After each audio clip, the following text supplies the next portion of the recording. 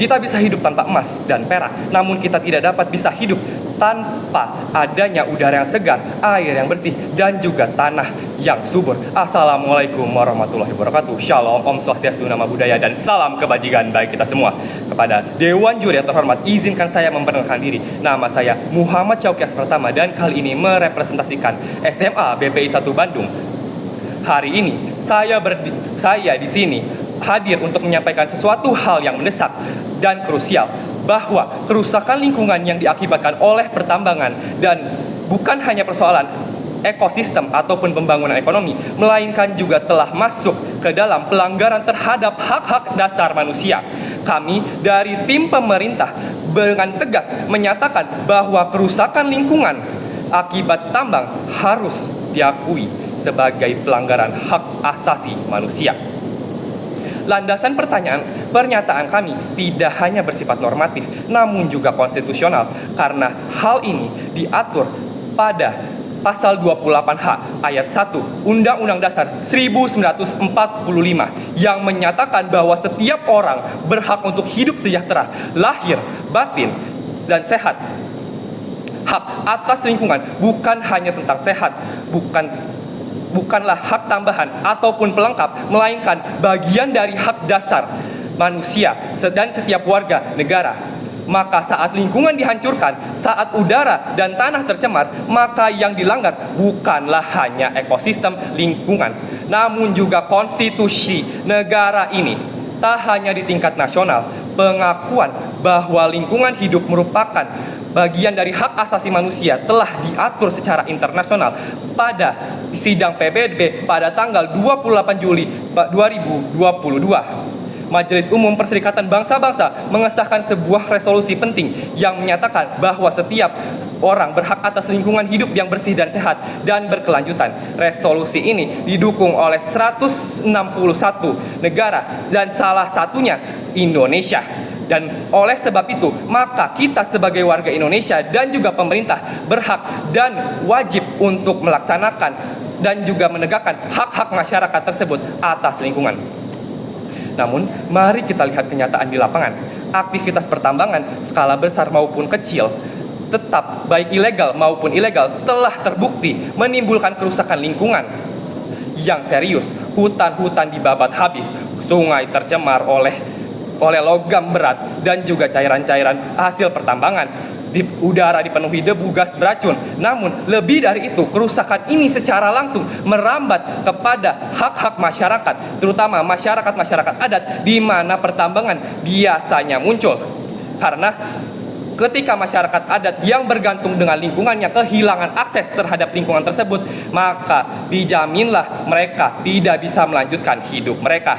Karena ketika ekosistem dan juga sumber makanan serta nafkah yang mereka bergantung terhadap lingkungan tersebut sedari nenek moyang dulu dihilangkan, maka tidak ada lagi harapan hidup untuk mereka. Warga lokal kehilangan mata pencaharian, petani tak bisa lagi menanam karena tanah mengering atau tercemar, nelayan kehilangan hasil tangkap karena air sungai dan laut yang teracuni sehingga ikan-ikan pun berhilangan.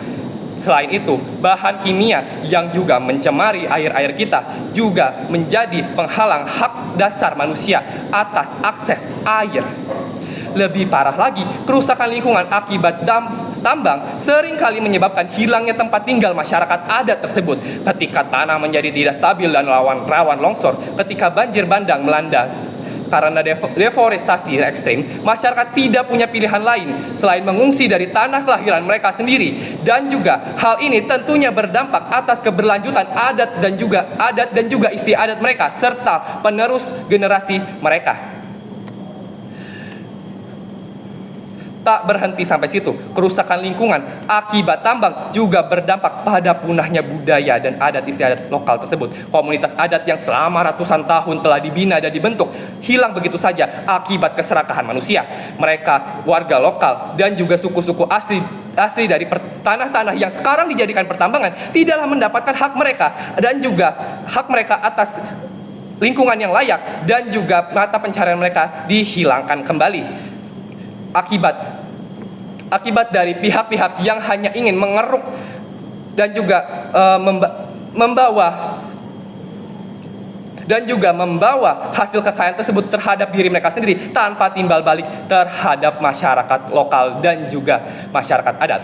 Seringkali masyarakat terdampak tidak memiliki akses untuk menyuarakan penderitaan mereka. Mereka berhadapan dengan perusahaan tambang yang kuat didukung oleh modal besar dan sayangnya seringkali dilindungi oleh kekuasaan politik. Ketimpangan kekuasaan inilah yang membuat pelanggaran terhadap lingkungan dan hak-hak warga terus terjadi tanpa adanya mekanisme pertanggungjawaban yang adil.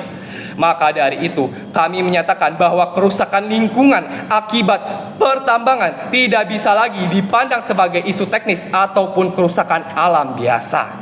Ini adalah pelanggaran sistematis terhadap hak-hak dasar manusia atas air, atas udara, dan juga atas tanah, konstitusi, dan hukum internasional. Negara ini tentunya memiliki tanggung jawab untuk melindungi rakyatnya, bukan hanya membiarkan kepentingan korporasi mengorbankan kehidupan warga. Karena itu, kami sebagai tim kontra dengan penuh percaya diri menyatakan kerusakan lingkungan akibat pertambangan merupakan pelanggaran HAM. Maka kita tidak hanya melindungi lingkungan tapi kita juga melindungi hak-hak masyarakat dan generasi penerusnya. Sekian dari tim pemerintah. Terima kasih. Wassalamualaikum warahmatullahi wabarakatuh.